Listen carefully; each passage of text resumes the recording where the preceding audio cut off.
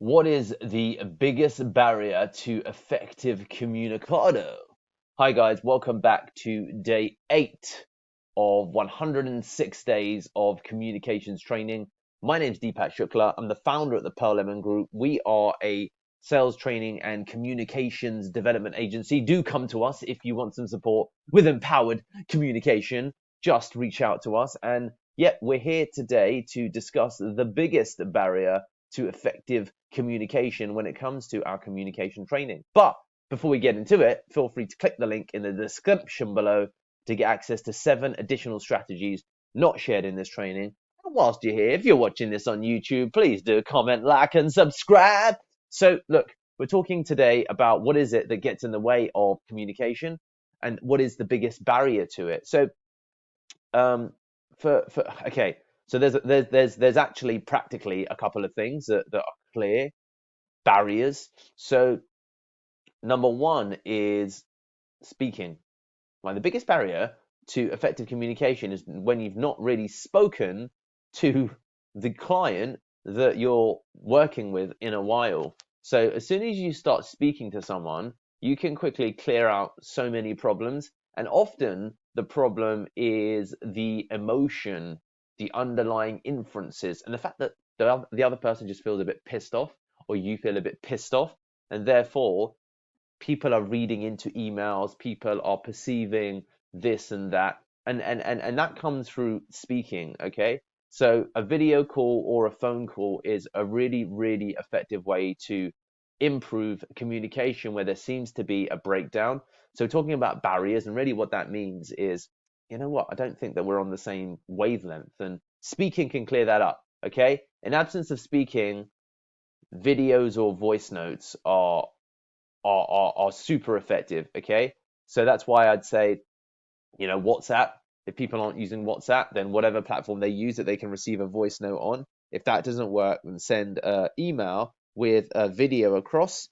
Sometimes back in the day, I used to send, for example, private SoundCloud shares with clients that weren't on WhatsApp, so I could still just speak at length about something that I felt would be better served over voice than it would written, because it was harder to communicate tone.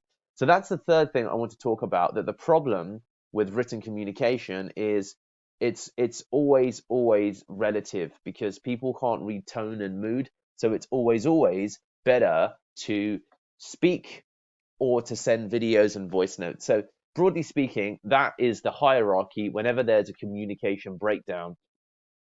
And that's what we're really talking about here, that the biggest barrier is when communication breaks down and people don't feel like there's a meeting of minds where it's like, "Oh, I feel like we're talking about different things," or for some reason, you and me are butting heads and not agreeing as I thought we would. So why is that?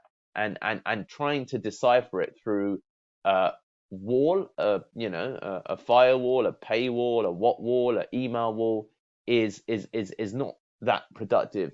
So definitely, I would say that speaking to each other is really a great way to solve challenges when it comes to communication. Now, let's now move to the other element and say that you have tried all 3 mediums. So you've tried writing, you've tried video, you've tried speaking, and sometimes it's not clear what the problem is. Then you've got to engage in listening without speaking, okay? Because sometimes the biggest barrier to effective communication is that the person you're talking to either doesn't know what they want, or they're not communicating it as effectively as we would want.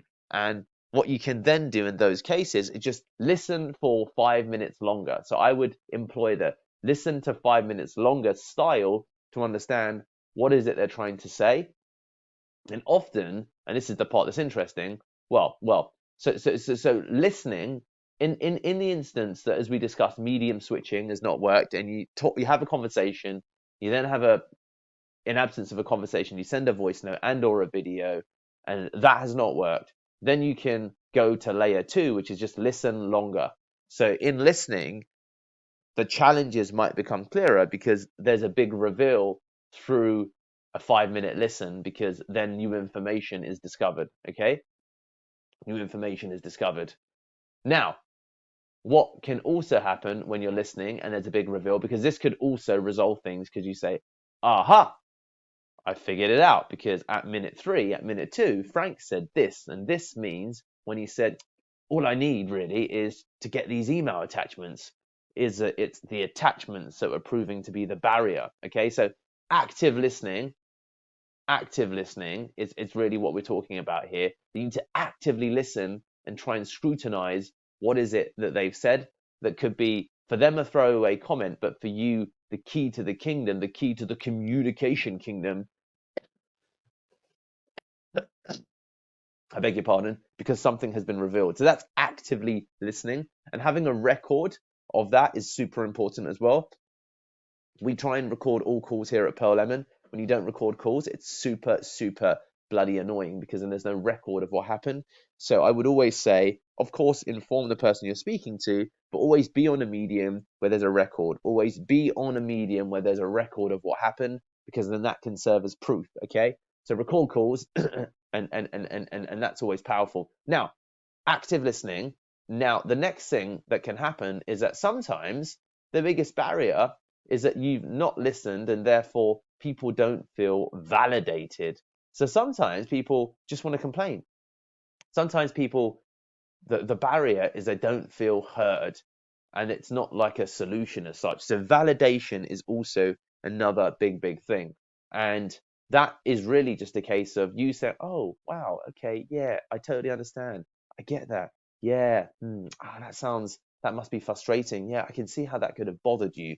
And these are the things sometimes people do need to hear. So the biggest barriers for effective communication, what are they?